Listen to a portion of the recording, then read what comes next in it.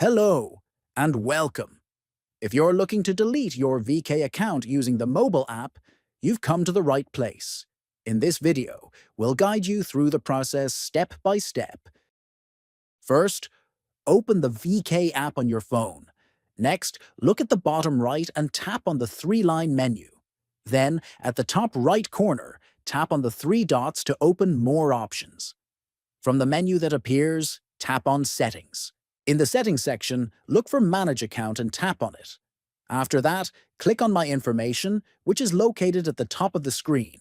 Scroll down and tap on Delete VKID Account. Finally, tap on Delete Account to confirm. Remember, deleting your account is permanent and will remove all your data. If you found this video helpful, please consider subscribing to our channel, liking the video, and sharing it with others. Thank you for watching, and see you in the next tutorial.